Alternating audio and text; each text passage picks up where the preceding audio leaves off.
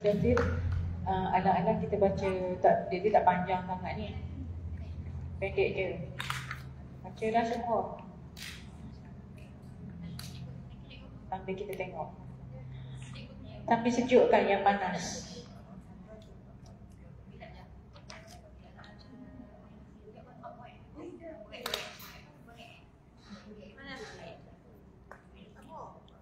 A'udzu billahi minasyaitonir rajim. Bismillahirrahmanirrahim. Ya ayyuhal muddaththir qum fa'anzir wa rabbaka fakabbir wa thiyabaka fatahhir warrujza fahjur wa la tamnun tastakbir wa lirabbika fasbir فإذا نقر في الناقور فذلك يومئذ يوم عسير على الكافرين غير يسير ذرني ومن خلقت وحيدا وجعلت له مالا ممدودا وبنين شهودا ومهدت له تمهيدا ثم يطمع أن أزيد كلا إنه كان لآياتنا عنيدا سأرهقه صعودا إنه فكر وقدر فقتل كيف قدر ثم قتل كيف قدر ثم نظر ثم عبس وبسر ثم أدبر واستكبر فقال إن هذا إلا سحر يؤثر إن هذا إلا قول البشر سأصليه سقر وما أدراك ما سقر لا تبقي ولا تذر لواحة للبشر عليها 19 وما جعلنا أصحاب النار إلا ملائكة وما جعلنا عدتهم إلا فتنة للذين كفروا ليستيقن الذين أوتوا الكتاب ويزداد الذين آمنوا إيمانا ولا يرتاب الذين أوتوا الكتاب والمؤمنون وليقول الذين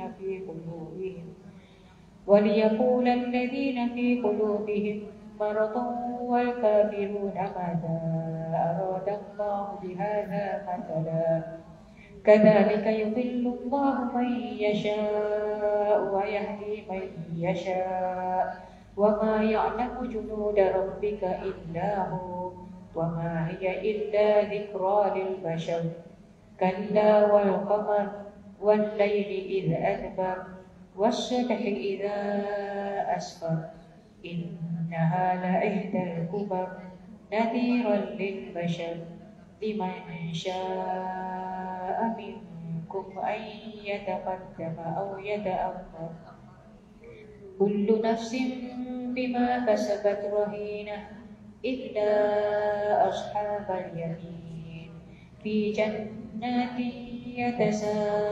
يتساءلون عن المجرمين ما سلككم في سقر قالوا لم نك من المصلين ولم نك نطعم المسكين وكنا نخوض مع الخائضين وكنا نكذب بيوم الدين حتى أتانا اليقين فما تنفعهم شفاعة الشافعين فما لهم عن التذكرة معرضين كأنهم حمر مستنفرة فرت من قسورة بل يريد كل امرئ منهم أن يؤتى صحفا منشرة كلا بل لا يخافون الآخرة كلا إنه تذكرة فمن شاء ذكره وما يذكرون إلا أن يشاء الله هو أهل التقوى وأهل المغفرة.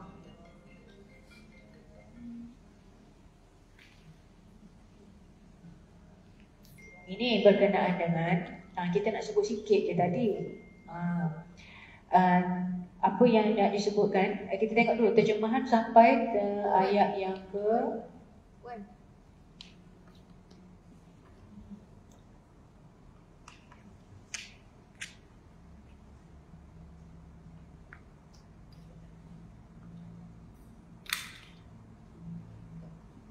11. Sampai 11 boleh. Bolehlah. A'udzu billahi minasyaitonir rajim. Bila baca ayat Al-Quran kena mulakan dengan isti'adzah, mohon perlindungan Allah daripada gangguan syaitan. Ramai orang baca Al-Quran tapi tidak mendapat pengajaran daripada Al-Quran. Allah suruh tauhidkan Allah dalam Al-Quran, tauhidkan Allah sebab Allah sahaja. Para rasul, dakwah-dakwah para rasul dirakamkan dalam Al-Quran. Kan sebab Allah sahaja. Mana ada para rasul pergi minta hajat di kubur? Tak ada. Tidak ada, confirm. Macam mana pula sekarang ni boleh timbul minta hajat di kubur? Dulu pulau besar dulu dihadiri oleh orang-orang yang mengikuti ajaran sesat. Sekarang ni kalau pergi tu begitulah maknanya. Kan? Dikeluarkan fatwa macam-macam. Siapa yang pergi ke pulau, bukan Pulau Melaka, pulau besar di Melaka tu kan? Yang betapa dia dalam gua-gua begitulah. Daripada dulu lagi. Begitu. Ada satu video lah yang ni dah beberapa tahun lepas. Sebab Ustazah tak ikuti TikTok, jadi tak dapat sangat video-video ni. Jadi kalau orang masa dalam masa baru dah Ustazah tengok. Tak nak serabut kepala. Penatkan banyak benda yang nak fikir. Jadi satu video tu diberikan, memanglah dibuat video tu masa naik apa pergi ke Pulau Besar tu? Naik bot. Naik bot. Tahu hak mana pergi tu? Naik bot kalau pergi Pulau Redang tak apa Dia tidak melibatkan perkara khurafat, tidak membawa kepada syirik. Pergi ke Pulau Redang, pergilah solat. Kan? Solat jamak, solat qasar semua tu kan. Menikmati ciptaan Allah. Kan? Keindahan ciptaan Allah, berehat bersama keluarga. Okey, tak apa.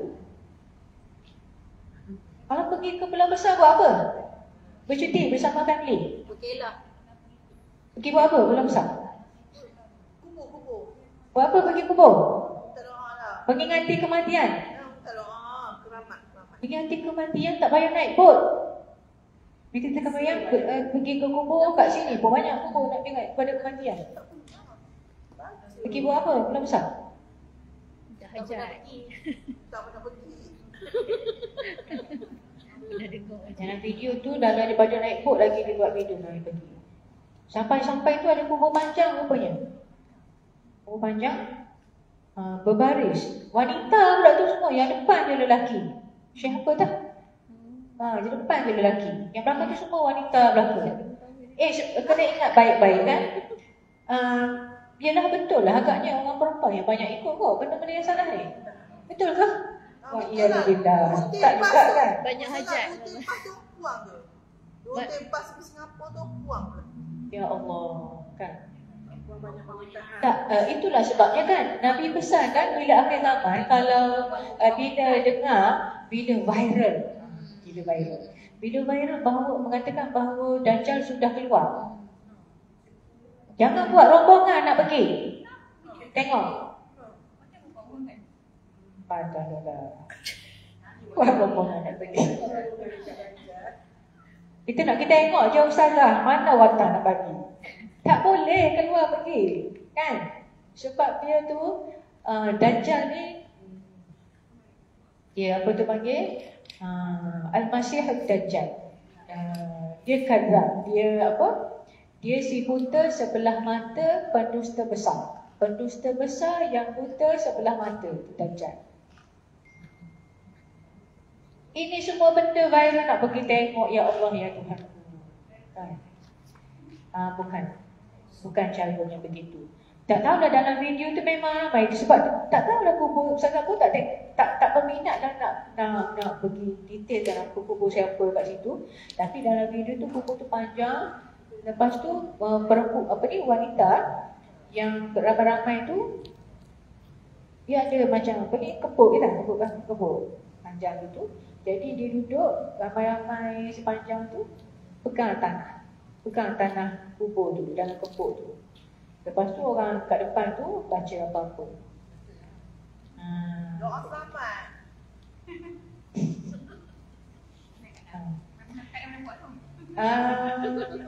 Tak boleh. Doa keampunan dia. Tidak ada sesiapa pun para rasul ni yang ajar perkara begitu. Sejak daripada Nabi Adam AS sampailah kepada Nabi Muhammad SAW. Tidak ada sesiapa yang mengajar minta hajat di kubur. Semua berdakwah kepada satu saja. Tema dakwah, tema seruan itu sama saja, iaitu mentauhidkan Allah. Tauhidkan Allah, kena sembah Allah. Tauhidkan Allah, beribadah kepada Allah. Tauhidkan Allah sebagai ilah. Apa dia maknanya? Hanya kepadanya kita sembah, hanya kepadanya kita beribadah, hanya kepadanya kita mohon pertolongan, hanya kepadanya kita tunduk, patuh, merendahkan diri, memperhambakan diri, hanya kepada dia. Ni mari mana pula ni buat antara kubur-kubur ni, tak tahu dah. Sampai ke naik bot pergi pulau besar ni bekerja, gitu kan.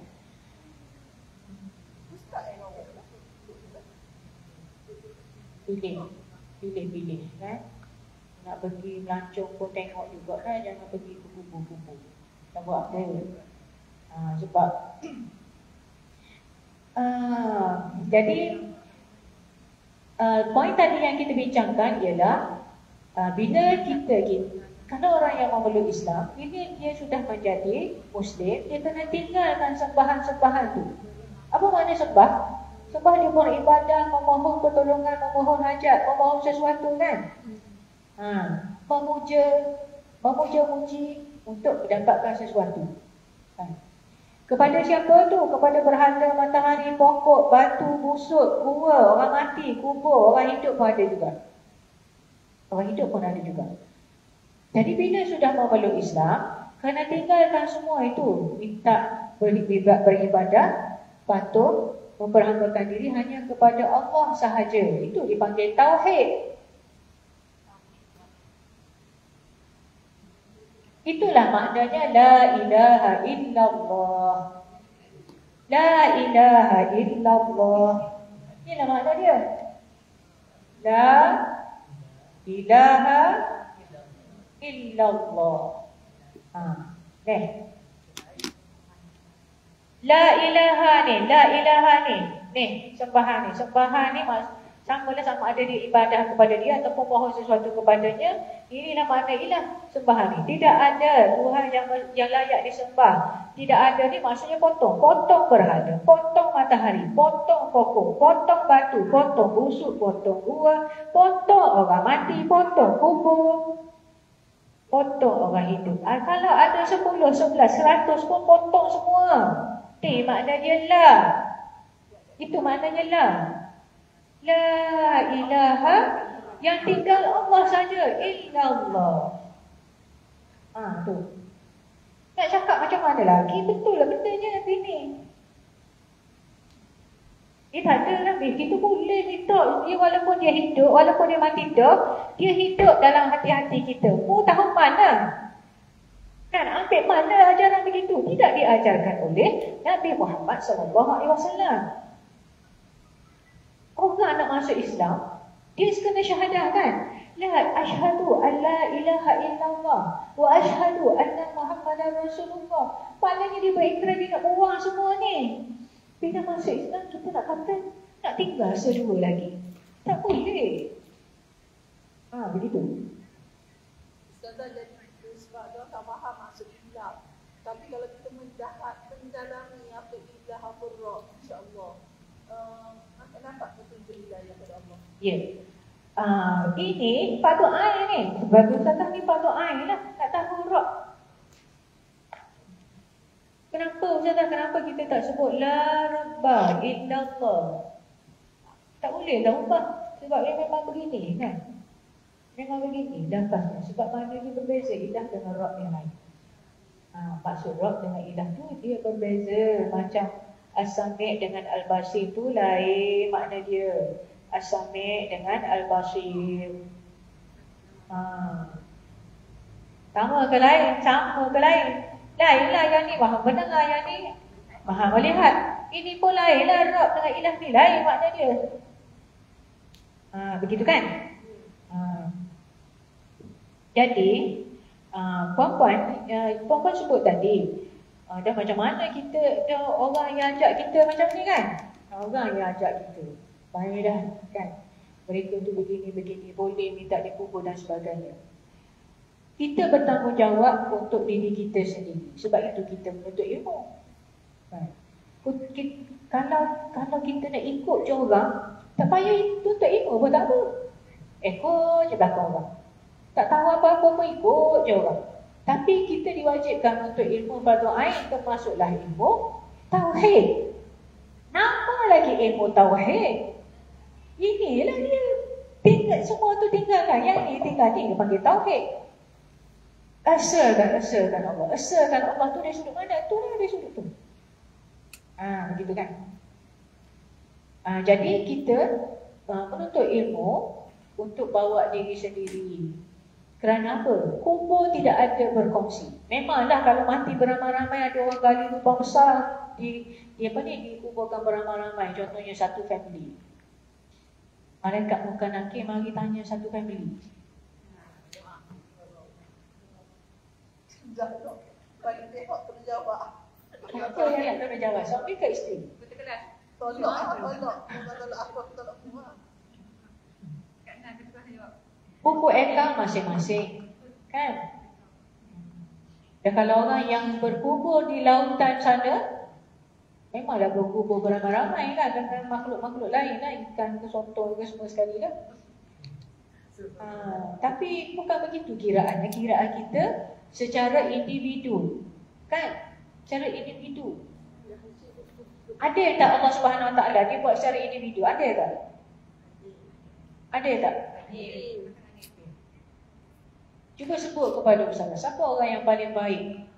Untuk seseorang tu, siapa yang orang paling rapat dengan dia? Cuba kita tahu. Bagi seorang individu, orang yang paling rapat dengan dia atas dunia ni siapa? Tak cakap suami. Okey, lagi siapa lagi? Ibu, bapa. Ada tak konflik antara suami isteri? Ada tak konflik antara ibu bapa? Cepat dia jawab. Ada tak konflik antara Cepat jawab. BFF? Ada. Tapi BFF dia konflik mana pun. Konflik kecil lah. Tapi kita dengan Allah tidak pernah ada konflik. Kita dengan Allah tidak pernah ada konflik. Kalau kita ada iman, tidak pernah ada konflik. Allah kira akaun kita berdasarkan akaun peribadi. Akaun peribadi. Jadi kerana akaun peribadi tu kita pilih sendiri. Kan kita pilih sendiri untuk kita kerja. Kita pilih sendiri untuk apa? Bila kita belajar, kita sedang belajar untuk membuat pilihan. Untuk buat pilihan, kita sedang belajar untuk buat pilihan, untuk menetapkan apa yang mesti kita percaya, apa yang kita nak simpul kukuh di dalam jiwa kita. Bila kita belajar, kita sedang membuat pilihan dan buat keputusan apa yang kita nak simpulkan kemas di dalam hati kita. Ni, kita nak simpulkan kemas, wali-wali menguasai alam. Tidak. Kita simpul kemas Allah yang mentadbir seluruh alam. Malaikat tu, Malaikat adalah makhluk Allah yang diperintahkan oleh Allah. Wali mentadbir alam, awak ambil mana? Mana wali mentadbir alam? Ambil mana? Kalau malaikat ada dalam Al-Quran, ada dalam hadis, tu tadi bagi tahu 19 malaikat. Tak. Mana dia ambil dakwa wali-wali kutub tu mentadbir alam, menurunkan hujan, mana dia ambil? Daripada ni kitab-kitab Hindu, Buddha semua ada wali-wali dia orang. Tidak ada. Sebab itu saya kata apa yang kita nak, Simpulkan kemah di dalam jiwa, dia kena ambil daripada sumber, kan? Daripada sumber. Sumber. Kalau tidak macam-macam lah kita ikat kemah dalam jiwa ni. Percaya ke hantu, percaya macam-macam. Apa lagi begitu kan? Jadi kemudian bila kita belajar, kita buat pilihan dan kita buat keputusan apa yang kita nak laksanakan dalam kehidupan kita. Kan? Kalau berkenan kat orang, macam mana nak buat? Minang. Pandai lah kan? Betul tak? Dan kalau hidup lama dah rasa benci dah, tak boleh tengok tu.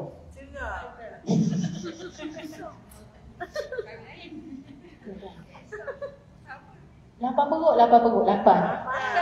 Ada burung, ada pig, ada ikan. Buat keputusan apa tindakan. Mana yang dibenarkan, mana yang tidak dibenarkan. Ada jajan, ada makanan berkhasiat. Nak pilih yang mana? Makanan berkhasiat lah. Itu pun ada panduan daripada Al-Quran. Halalan tayyiban. Halalan tayyiban. Dan bila kita belajar untuk memilih dan membuat keputusan macam mana cara yang terbaik untuk membersihkan jiwa kita.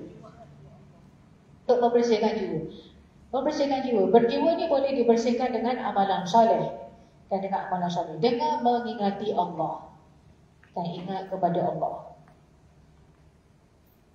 Macam mana cara membersihkan jiwa? Contoh, jiwa yang kotor ni macam mana? Jiwa yang kotor? Cuba bagi contoh. Jiwa yang kotor macam mana?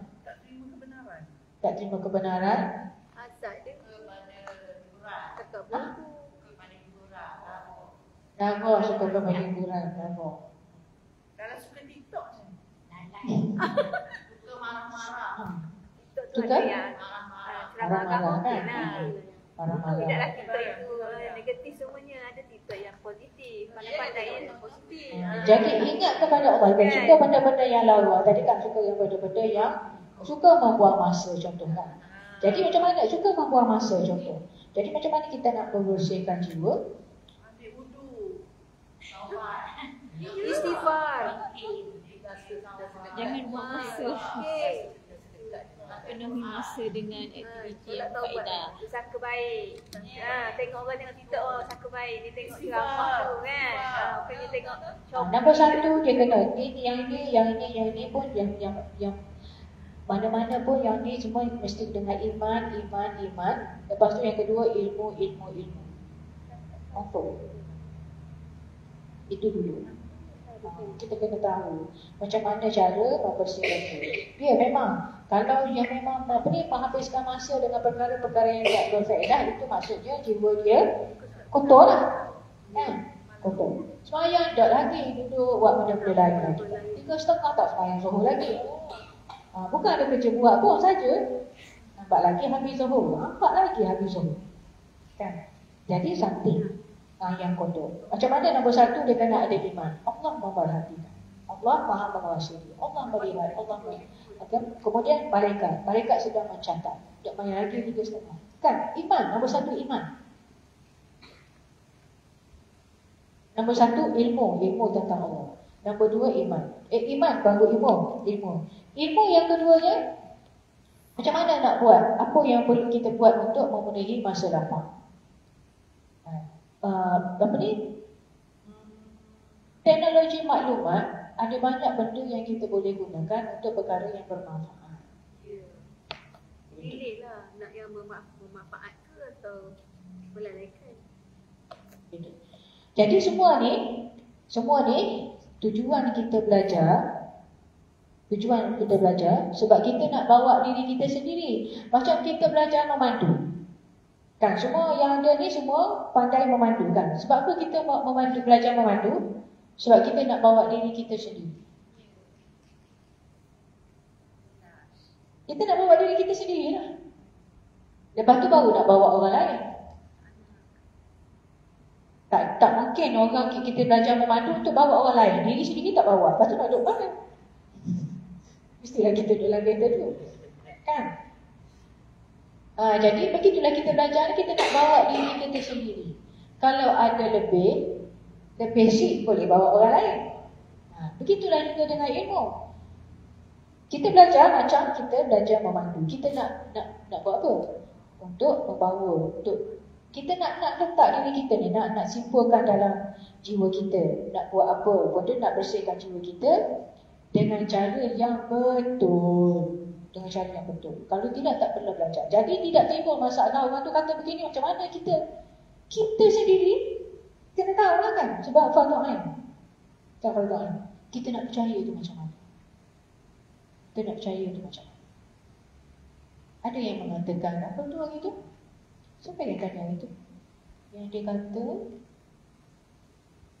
jadi seolah-olahnya, kalau berdasarkan soalan-soalan yang dikemukakan, seolah-olahnya tersebar satu fahaman sekarang ni, wali-wali itu didakwa lebih daripada nabi-nabi. Jadi kena ikut yang wali-wali. Wali tahu benda gaib, wali mentadbir alam. Lepas tu, mana benda yang kita belajar tentang tauhid tu? Itu kan hak Allah Subhanahu Wa Taala sahaja. Itu kan hak Nabi Muhammad sallallahu alaihi wasallam sahaja. Hak Allah supaya kita semua manusia tauhidkan Allah. Hak para rasul ialah semua umat mereka supaya ikut ajaran. Kan? Begitu. Jadi yang kita belajar ni untuk diri kita. Kalau ada lebih boleh kongsi. Macam kita memandu. Jadi kalau kita nak ikut juga siapa-siapa, ikut je yang TikTok ikut tu.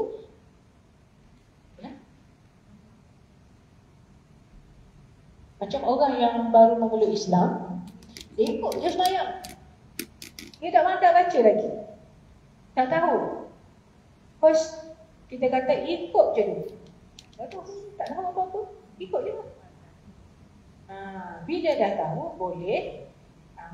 boleh solat sendiri, boleh baca sendiri, walaupun ikut imam. Begitu.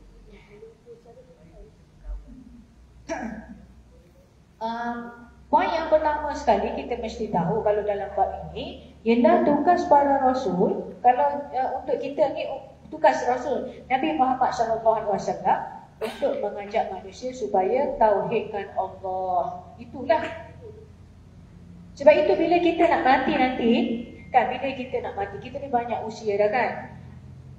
Tak adalah benda apa yang kita nak. Akhir sekali kita nak, kita ni bukan sekadar sebut tapi penghayatan. Kan, penghayatan dari sudut kehidupan kita, dari sudut akidah kita, kan, dari sudut jiwa kita semua sekali. Dan sekali kita nak la ilaha illallah. Itulah. La ilaha illallah.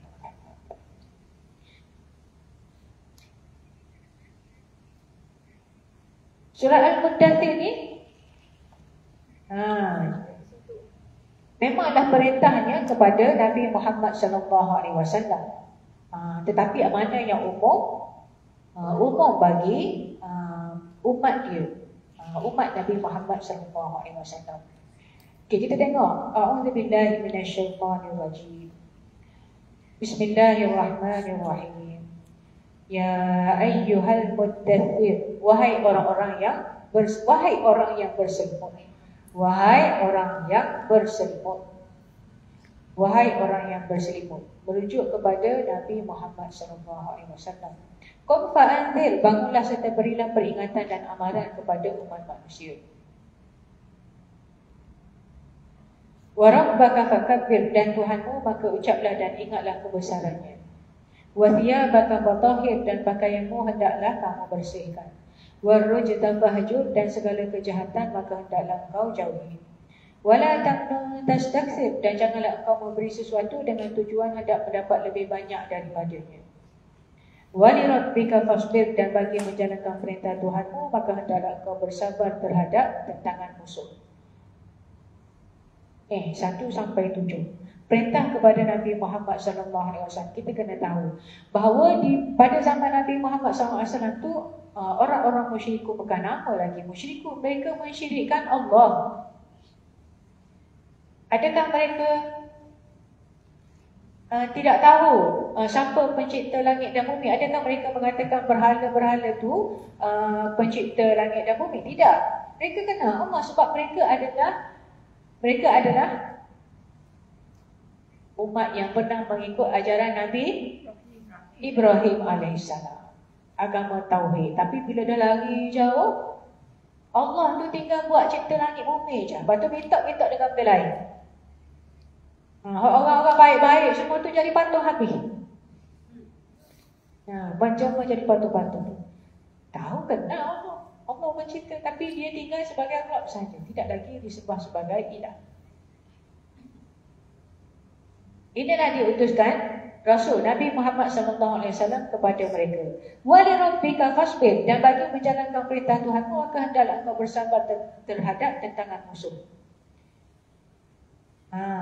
Jenis-jenis ayat macam ni banyak. Nabi Muhammad suruh benda. Apa sangat yang diajak oleh Nabi Muhammad SAW? Apa sangat? Apa sangat? Suruh benda, suruh. Suruh ambil la ilaha illallah, buang yang tu, ambil satu je. Ini yang jadi penentangan.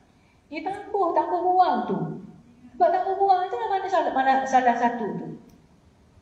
Kalau ada 1000 pun tak nak buang salah satu daripada 1000 tu. Nak juga yang tu, tak nak yang tu. Tidakkah betul lah? Maka betul lah perempuan. Dosa yang paling besar dimurkai oleh Allah dosa apa? Syirik lah. Patut tak? Patut lah. Allah buat segala-galanya tujuannya wa khalaqtul jinna wal insa illa liya'budun, kecuali supaya mereka menyembahku. Tiba-tiba sembah sama dia. Allah buat semua benda, tiba-tiba makhluk ni sembah sama dia. Tidakkah itu mendatangkan kemurkaan yang sangat besar?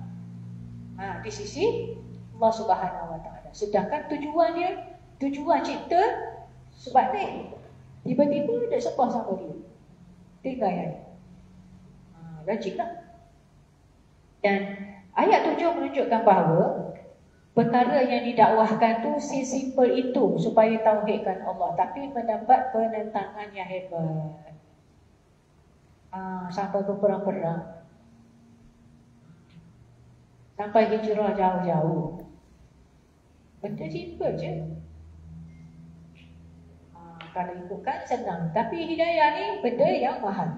Tengok ayat 7 tu, kepada Nabi Muhammad SAW Allah suruh dia sabar. Sabar dalam melaksanakan perintah Allah lah, perintah Allah dia. Menyampaikan seruan tauhid. Fa idza nuqira fin naqur, apabila telah ditiup sangkakala, maka saat yang demikian adalah saat berlakunya hari yang sukar. Sekarang ni boleh dah nak buat, nak berdalil, nak berdolak dalil, nak tipu, nak itu, nak ini boleh. Tapi bila tiba hari akhirat, apa ayat tu? Sangkakala ditiup.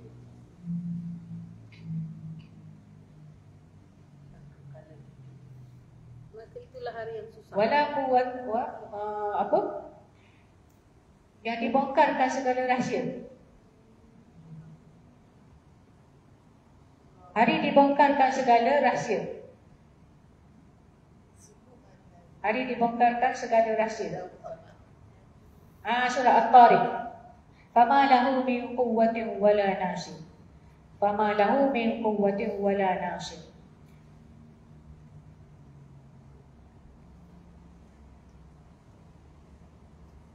Yauma tublas sarair. Pada hari didedahkan segala yang terpendam di dalam hati. Niat, kan, rahsia yang tidak orang nampak semua sekali itu akan didedahkan. Yauma tublas sarair. Pada hari kiamat nanti akan didedahkan segala rahsia. Hari ini atas dunia ni bolehlah buat komplot mana-mana kan. Buat komplot, buat apa-apa.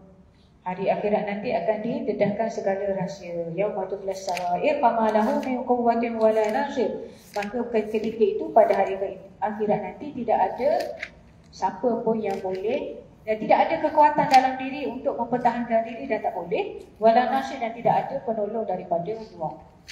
Semua Allah akan dedahkan dan Allah akan hisap kira semua sekali.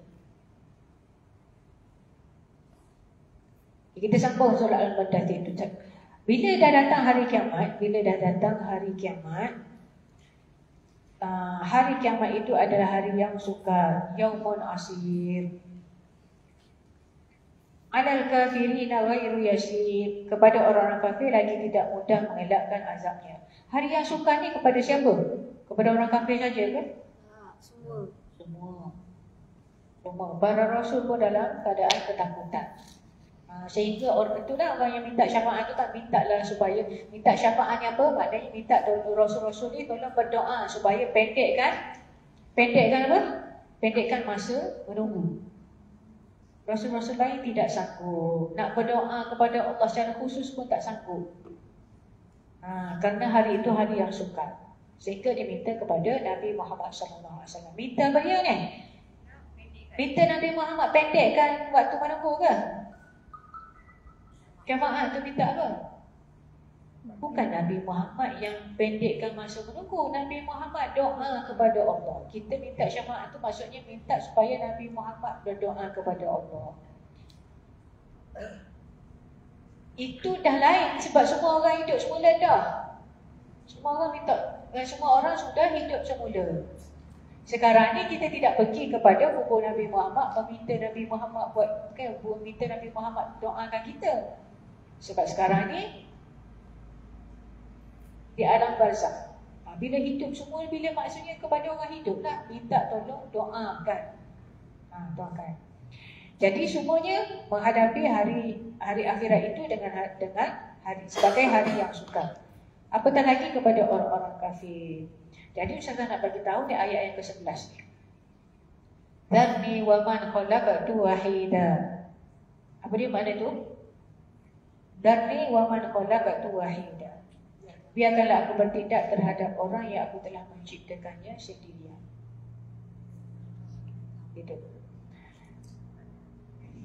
Biarlah aku sahaja membalas orang yang menentangmu yang aku ciptakan dia dalam keadaan seorang diri. Maksudnya kita secara individu. Allah akan membalas, Allah akan hisap secara individu. Sebab kita ni dikira sebagai individu. Dia memang anak kepada sesiapa, kan? Ayah kepada sesiapa, ibu kepada sesiapa, guru kepada sesiapa. Tetapi kiraan Allah SWT mengikut individu. Itu menunjukkan kebijaksanaan Allah SWT, kekuasaan Allah SWT, kan? Hanya dia yang tahu, kan?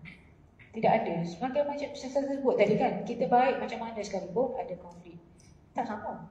Suami isteri makan selera pun tak sama. Pandangan tentang anak-anak pun mungkin berbeza walaupun anak bersama, kan? Begitu. Jadi oleh kerana itu kita nak balik semula, iaitu maknanya kita ni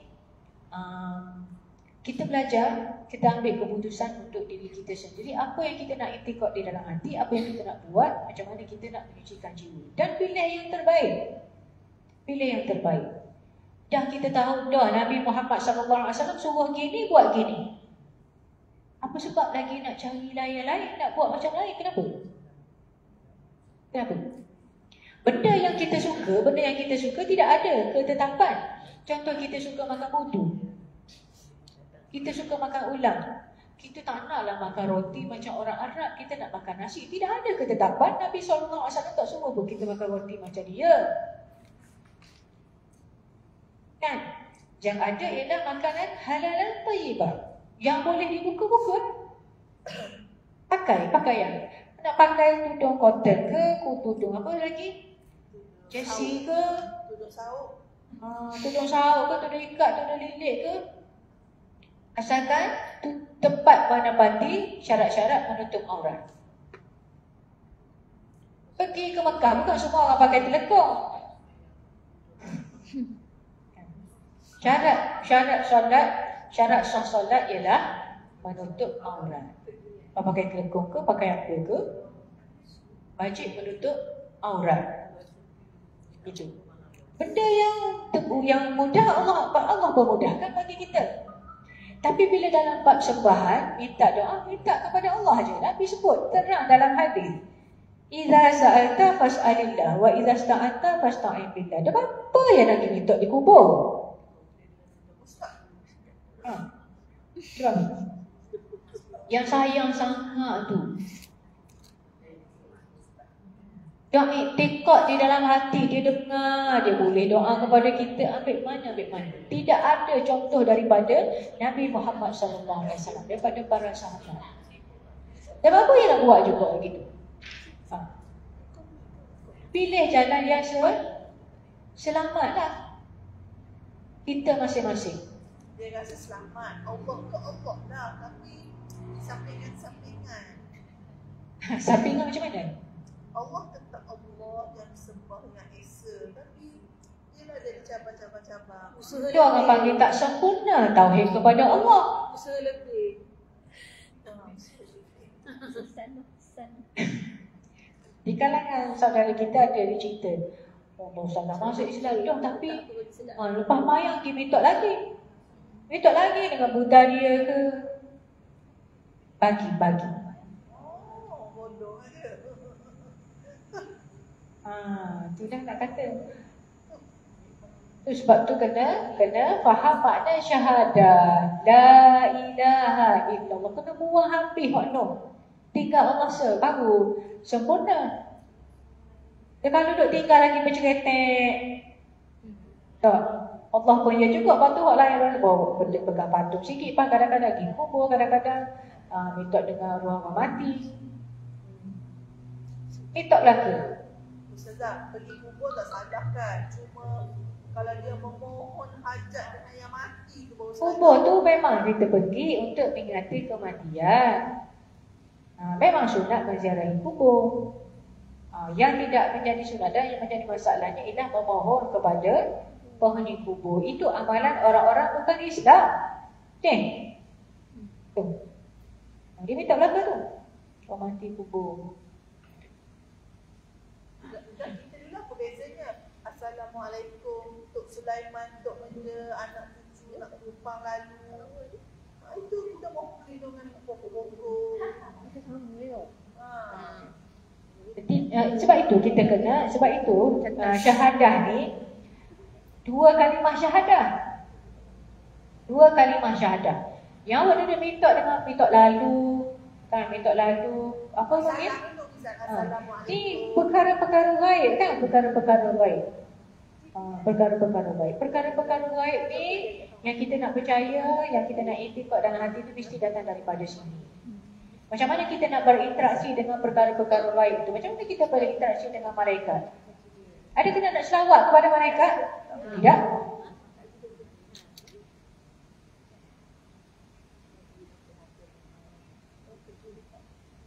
Adakah nak memohon dengan malaikat? Tidak. Tapi kita wajib percaya.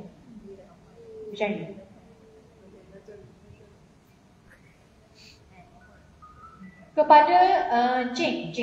Kita wajib percaya kepada jin tak? Wajib tak? Tak ada pun dalam ni wajib tak percaya? Jin. Tak percaya. Percayalah. Dia masuk dalam kategori salah satu daripada rukun iman juga, iaitu rukun iman percaya kepada percaya kepada kitab contohnya. Surah Al-Jin Tempeng tu ada satu surah Al-Jin. Tak percaya baca kan? Begitu juga dengan hadis-hadis. Itulah, walaupun dia tak masuk dalam tu, tapi kita wajib percaya lah. Macam mana kita berurusan dengan perkara-perkara gaib yang dinyatakan dalam Al-Quran dan hadis tu, kena ikutlah cara Nabi Muhammad berinteraksi. Adakah Nabi Muhammad SAW minta tumpang lalu ke dengan jin, minta ada? Tidak ada. Yang diajarkan oleh Nabi Muhammad SAW, apa dia yang diajarkan? Yang berkaitan dengan jin. Jin duk jaga tempat tu, kita tahu memang semua orang kata jin duk jaga tempat tu. Kita nak buat mana? Nak minta Tok nak minta lalu ni. Macam mana? Yang diajarkan oleh Nabi Muhammad SAW. Macam mana tahu nama jin tutup? Nak keluar rumah, bismillahi tawakkaltu ala Allah. La haula wa la quwwata illa billah. Allahumma inni a'udzubika an adilla aw udalla aw azilla aw uzalla aw adima aw ulama aw ajhala aw yujhala alayhi. Itu bukan sekadar nak pergi ke tempat-tempat keras setiap kali nak keluar rumah. Puan-puan nak pergi menuntut ilmu kat mana-mana, itulah doa nak keluar rumah. Allahumma inni a'udzubika an adilla aw udalla. Supaya kita tidak sesat dan tidak disesatkan. Kubik rumah molek-molek dah tauhid kepada Allah, tiba-tiba orang kata gini. Oh, ya juga. Badan dah. Sesat jalan ni bukan sekadar dengan kereta. Dalam pemikiran, dalam tanggapan, kan? Nak keluar rumah. Mambang hijau, mambang kuning, mambang biru. Kalau kita kata, ya. Kalau kita tahu tempat tu, Nak dikeras tu pasti keras. macam mana? Macam mana kita tahu tempat tu keras?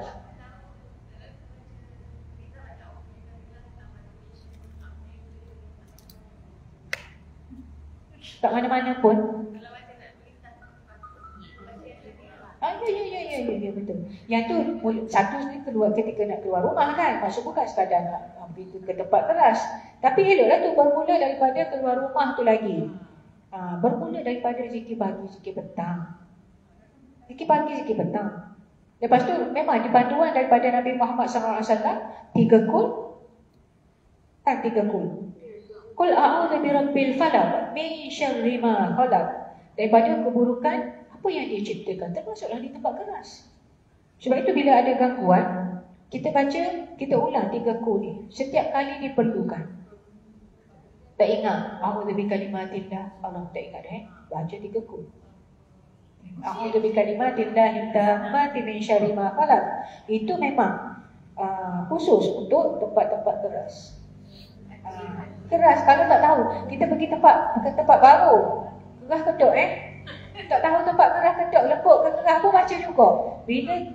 Bila turun ataupun pergi ke tempat yang baru, kan tempat baru, orang dulu pergi tempat baru, maksudnya tempat tu tidak diterokai lah, tempat tak ada orang lah. Maknanya kalau kita pergi tempat baru ni, mungkin kita pergi hotel baru ni kan, yang kalian semua ni yang suka travel ni, pergi ke mana tu, pergi ke Genting lah, dapat pula bilik yang dah lama tak digunakan, contoh kan, tak tahu, kita pun tak tahu yang digunakan atau tidak. Kadang-kadang macam, tak ada orang.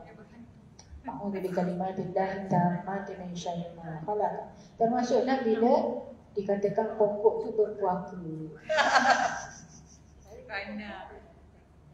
Begitu.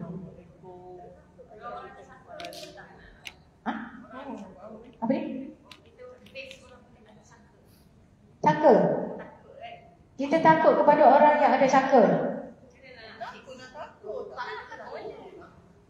Kita gini, kalau kita takut kepada orang yang ada saka, maksudnya kita takut kepada syaitan. Kita takut kepada jin. Kalau kita takut kepada orang yang ada saka, maksudnya kita takut kepada jin. Yalah, memanglah berumah juga bulu roma kalau dia tengah nepik kan histeria tu tau. Kan? Tapi kena balik kepada ilmu tadilah. Kan kita belajar akidah. Beriman kepada Allah. Hanya kepada Allah kita sembah, berharap, mohon pertolongan. Hanya kepada Allah kita takut.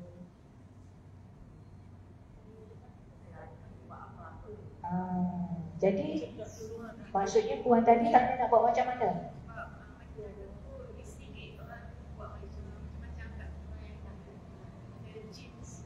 Jin merasuk lah maksudnya.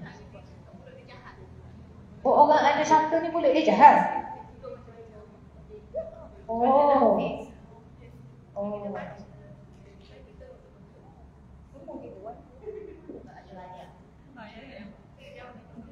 Jauhkan diri. Yalah. gini, macam mana dia tu hubungan kita dengan macam mana dengan dia. Jadi gini. Kalau ikut perumpamaan macam orang nyanyuk lah. Kita nak buat benda dulu layan dia. Kalau sakit hati ada dah dia nyanyuk kan. Gitu kan. Abaikan. Kalau kita jaga dia kan, kena ada pertahanan diri dan kena abaikan apa yang dikata. Kena ada pertahanan diri. Dia buat. Betul ke dia ada saka ataupun dia nyanyuk? Ya. Jadi kalau orang yang ada, kalau terpaksa jaga orang yang kena begitu, pertahanan nombor 1 tu lah. Pagi petang tu termasuk 100 kali tahlil tu. La ilaha illallah. Begitu. Jaga orang yang ada satu tu jadi macam mana? Dia semayang ke tak? Dia sedar ke tak? Mayang dia.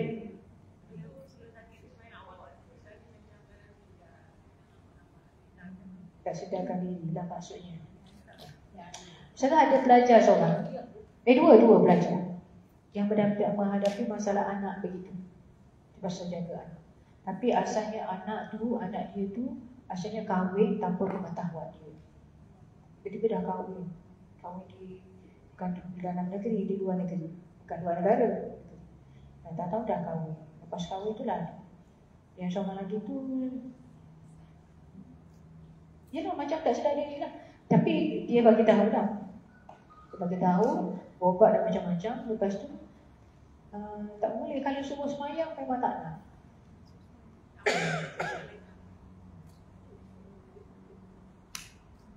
Jadi kita anggap dia tu apa dia panggil tidak sempurna akal lah.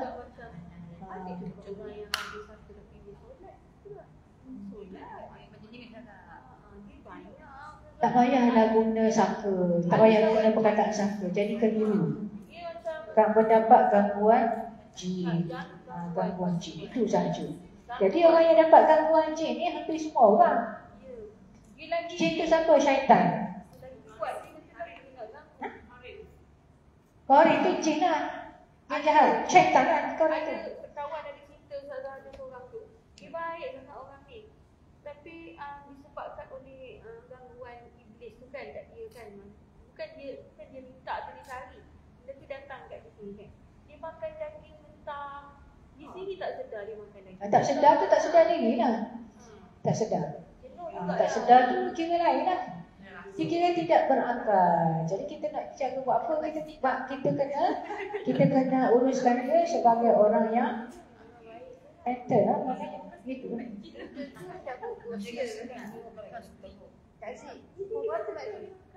berapa?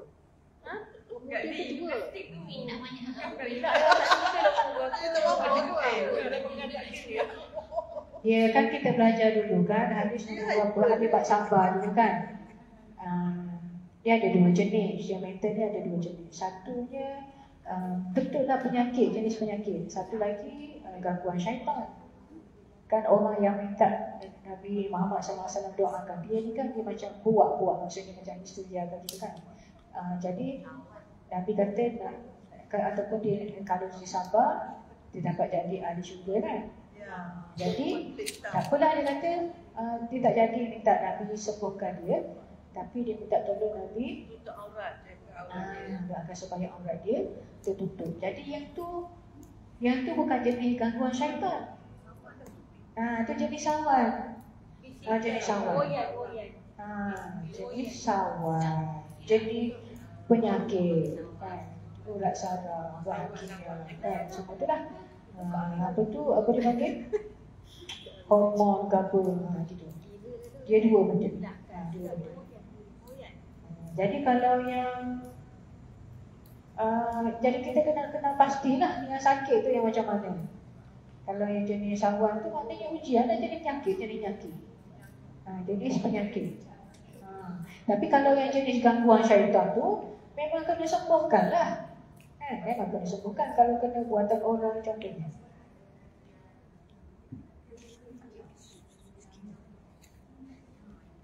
Siapa boleh nampak siapa? Gini, ada sahabat kita ni tanya berkenaan dengan terbuka hijab ni. Tu Ustazah ni bukanlah Ustazah sangat tak setuju. Ada banyak doa di luar sana diajarkan, ya Allah bukalah hijabmu. Supaya tidak tertutup hijabmu. Jangan kita doa benda-benda yang tidak diajarkan oleh Nabi Muhammad SAW. Hijab tu maksudnya tutup. Allah tutup kepada kita ni banyak benda daripada benda gaib. Kalau kita ni boleh nampak belaka syaitan pergi mari, malaikat turun naik semua tu penuh dalam dunia kita ni. Tak ada ruang kosong lah agaknya. Semua nampak belaka. Budak-budak Demak kan biasanya ada kan dia nampak, dia nangis nampak. Tu baru nampak syaitan. Kalau nampak belaka, dia duduk berdoa benda yang suruh Allah buka hijab. Buat apa? Tak ada nak doa begitu yang diajarkan oleh Nabi Muhammad SAW. Kan? Jadi itulah yang Ustazah bagi tu doa dulu tu. Antara poin dia tu selamat daripada kegelinciran dalam berdoa. Kan? Sehingga kan bila solat malam, kalau mengantuk pun Nabi suruh tidur dulu. Sebab apa? Sebab takut salah doa. Kata mustajab. Ini sengaja, bukan salah atau mengantuk pun doa supaya Allah buka hijab. Kalau nampak belakang balik dinding tu kan susah kita. Tak boleh nampak. Adalah belajar Ustazah bagi tahu. Dia bagi tahu setelah selalu tunjukkanlah doa-doa yang dia dapat tu, zikir-zikir yang dia dapat. Setelah dia kata kawan dia beramalkan zikir-zikir tu, dia nampak benda di sebalik dinding. Saya kata buat benda pula. Tak payah. Kita bukan nak jadi orang yang kasyaf. Nak ke? Saya tak berminat nak jadi orang kasyaf, tahu begitu, tahu begini. Kita nak jadi Allahumma ja'alni minat tawabin wa ja'alni minal mutatahhirin. Dan Allahumma ghfirli warhamni wa alhiqni bis-salihin. Itulah yang kita nak tu, yang Nabi ajar kepada kita sebenarnya. Doa yang Nabi ajar kepada kita, Nabi ajar kepada kita supaya hendak apa? Nabi ajar kepada kita supaya kita ni nak apa sepatutnya.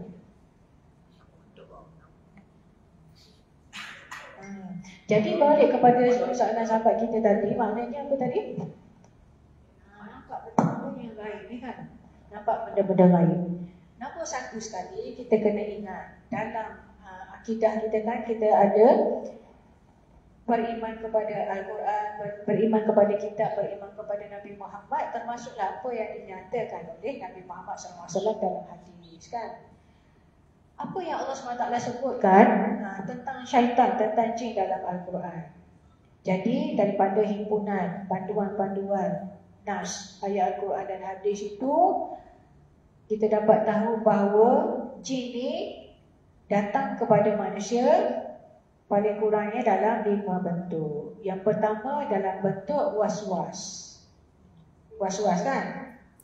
Yang kedua dalam bentuk apa dah? 5 was-was. Yang kedua dalam bentuk rupa manusia. Yang ketiga dalam bentuk rupa haiwan dan makhluk-makhluk lain. Haiwan tu haiwan lah, kucing ke, ular ke, jin dia boleh menjelma. Haiwan-haiwan ataupun makhluk-makhluk lain, pontianak ke, langsui ke, tu nama apa? E.T. Alien, kan? Yang keempat, dia boleh datang dalam bentuk suara. Dengar, boleh dengar. Yang kelima dalam bentuk mimpi, datang dalam bentuk mimpi. Mimpi itu dia boleh berupa sebagai orang yang baik-baik untuk mengelabui, ataupun dia boleh dalam bentuk hantu gelap hitam yang melakukan. Jadi yang puan tanya tadi tu, kalau orang boleh nampak tu, macam mana pula? Dia nampaklah kalau syaitan menjelma, Allah bagi nampak ke dia. Ujian. Dia satu bentuk ujian. Bila dapat nampak benda gaib ni, pada ustazah dia ujian lah, bukan satu kelebihan juga lah. Kalau tak perlu, Nabi Muhammad SAW pun dia bukan boleh nampak semua benda. Kan? Ketika dibukakan kepadanya, dia nampak syurga, dia nampak neraka. Kan? Ketika-ketika, bukan semua.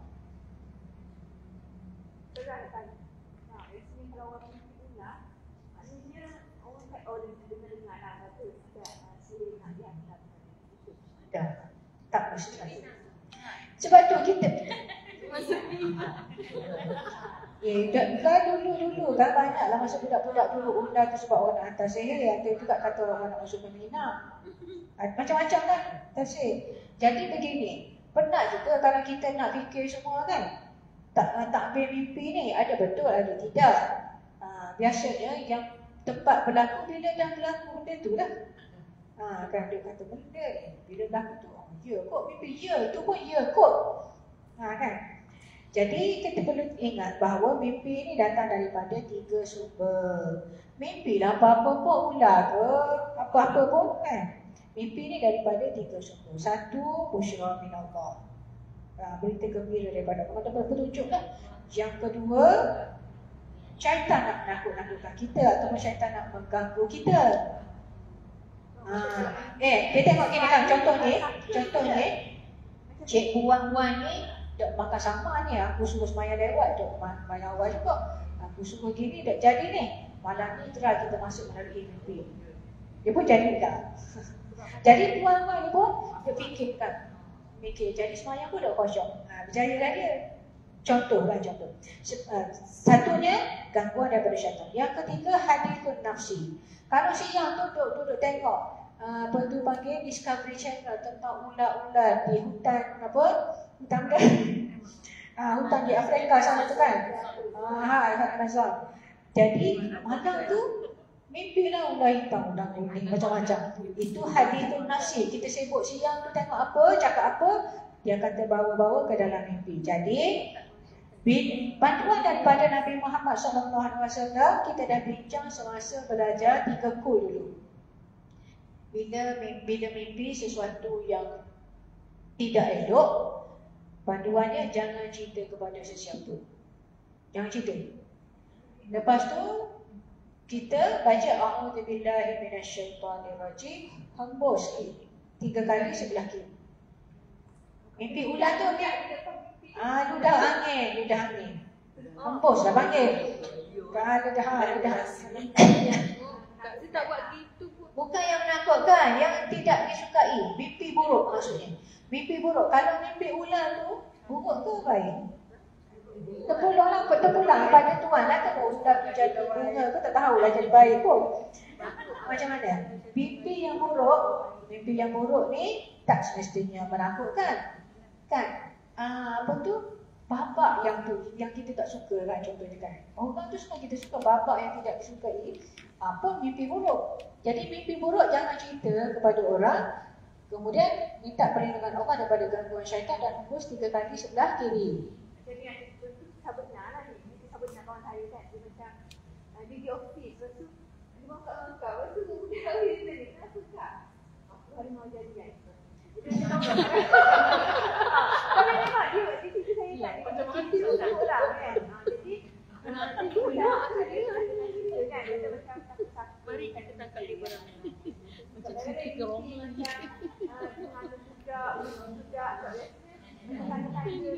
Yang tu memanglah syaitan datang dalam mimpi. Sebab itu kita ada zikir bagi tuan.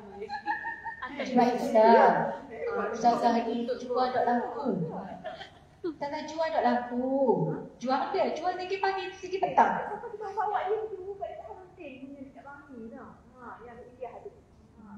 Sebab dia memang duduk lah Tak, kita kena yakin. Maksudnya kalau bubat tak jadi tu, bubat dengan apa dia?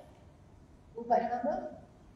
Dengan zikir yang diajarkan oleh Rasulullah SAW. Betul.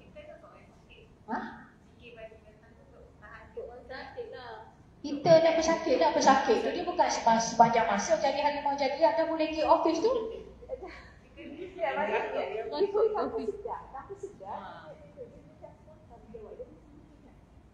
tu. Nampak kalau gaya-gaya Tak lah, maksudnya boleh pergi bawa kereta ke office tu, maksudnya sedar lah, bukan harimau lah boleh bawa.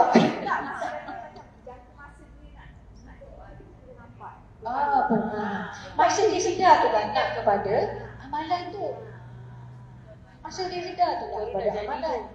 Sebab dia macam sama enak kan. Jadi kita nampak dia dari seorang yang pendiam, kita dia jadi macam malah. Kita pasal nak surah-surah Quran dia surah tu. Kita nampak benda kan. Kalau kita bawa untuk diri ni sudah ngantuk. Dia kena kekuatan yang nombor satu sekali, dia kena kekuatan dalam diri sendiri. Bapa cuba perhatikan yang Nabi ajar kata untuk memohon perlindungan Allah daripada gangguan syaitan tu. Kebanyakannya untuk diri sendiri.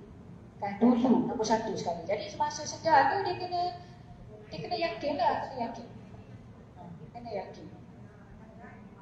Ya? Ya.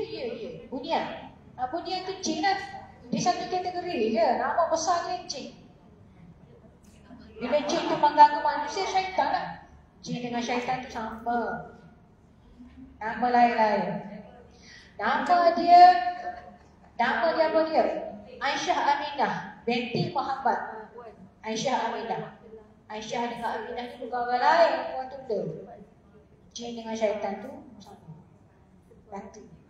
Lepas tu nama-nama dia tu berbagai pula. Orang panggil Minah, orang panggil Esah, kan? Orang panggil itulah bunyian, orang panggil apa lah kan? Orang panggil Sangka, nama tu macam-macam. Tapi dia tu jin dengan syaitan lah. Gitu. Dan dia tu macam kita juga. Dia tu macam pencuri perompak lah bila dia kacau kita. Dia salah di sisi undang-undang Allah Subhanahu Wa Taala, salah dia kacau orang tu.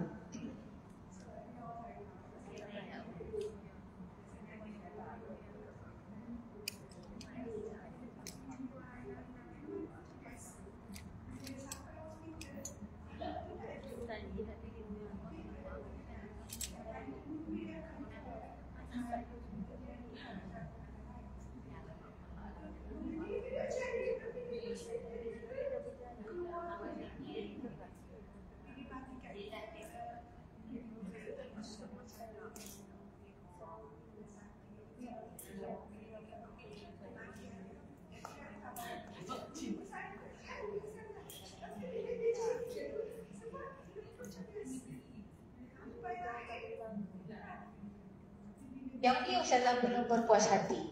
Sebab Ustazah belum jumpa orang ya. Dan Ustazah nak tanya dari sudut dari sudut perubatan ni jadi macam mana? Adakah dia tu mengandung anggur ataupun macam mana? Begitu. Begitu. Sebab Ustazah belum menerimanya begitu. Sebab dia sepatutnya tidak boleh ambil itu. Dia menjadi satu kesalahan. Ambil anak orang pasal dia ada anak beranak dia sendiri. Buat apa nak ambil orang, nak orang. Takut itu adalah satu bentuk tipuan syaitan. Dia nak ajar sesuatu yang salah. Begitu.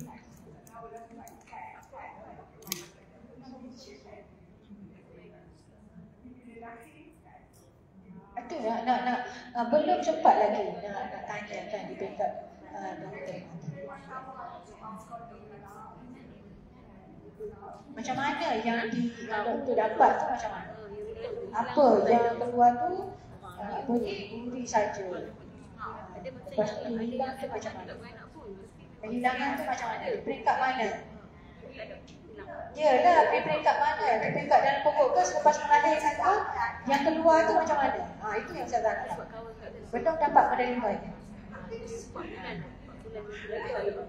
Sebab ada di satu tempat diberitahu juga secara lisan. Banyak yang lisan ni, jadi saya tak terima. Siapa tahu ni? Ada yang mengatakan betul Ustazah, kawan saya memang suami dia balik lepas 3 hari dia meninggal. Betul Ustazah, dia kata.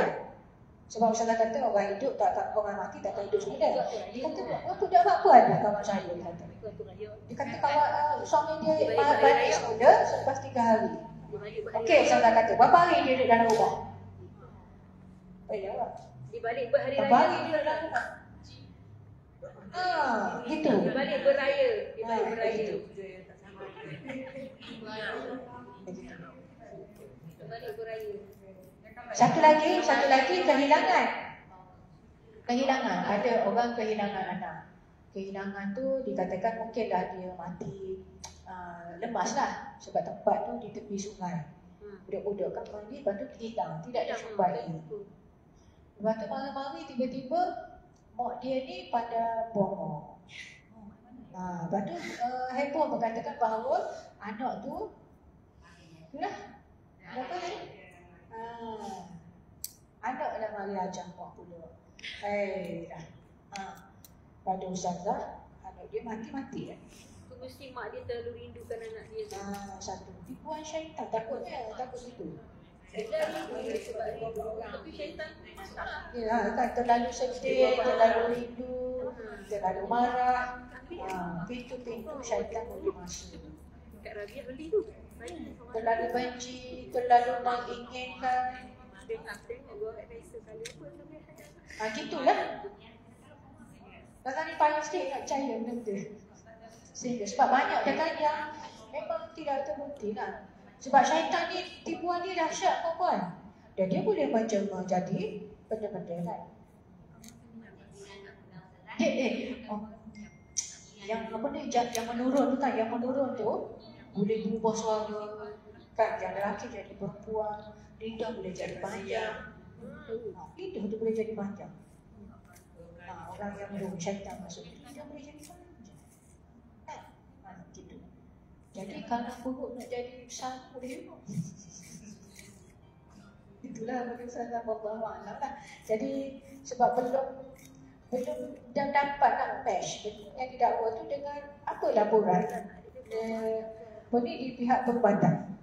Kalau dia keluar bila? Macam mana boleh jadi kempis? Macam tu kan. Proses tu yang dilaporkan. Kalau dia dekat, macam mana yang dilaporkan? Itu yang Ustazah belum dapat lah.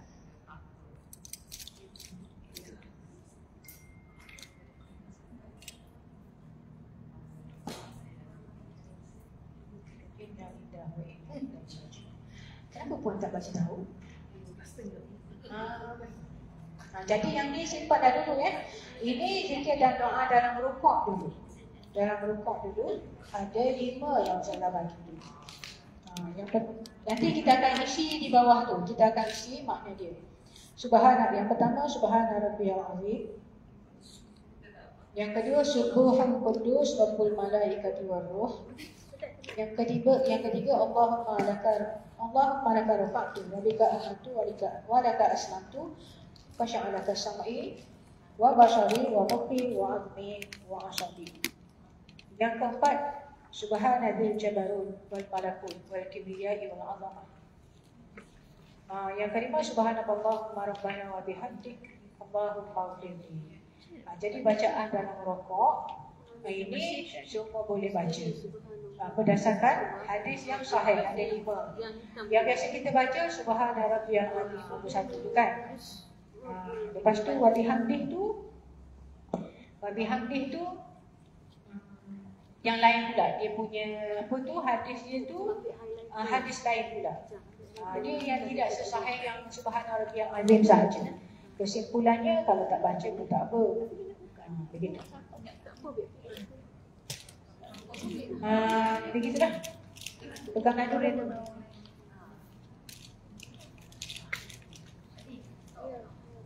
Kemudian Kak Zee photostat balik tu yang doa sebelum tidur daripada hadis sahih. Sebenarnya yang photostat ni untuk MPP. Kan sebab sampai di sana yang saya tak baca pun yang ni. Yang ni doa sebelum tidur daripada hadis sahih ni, doa sebelum tidur ni ada banyak. Zikir-zikirnya pun banyak. Khususnya bagi orang yang mendapat ni, macam yang Puan bagi tahu tadi kan, yang mendapat gangguan dalam tidur tu, lagi banyaklah nak kena baca kan, mohon perlindungan Allah semasa sebelum tidur. Tapi yang ni the last one. Yang ni yang terakhir. Yang terakhir dibaca sebelum tidur. Kalau hafal bacakan yang ni yang terakhir.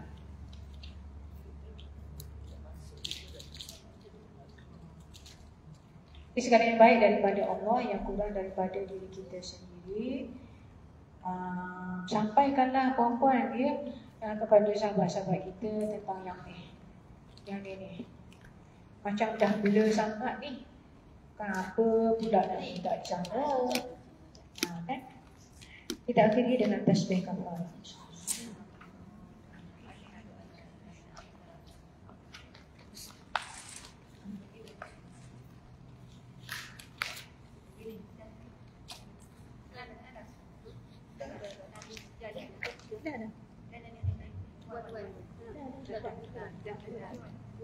Dah.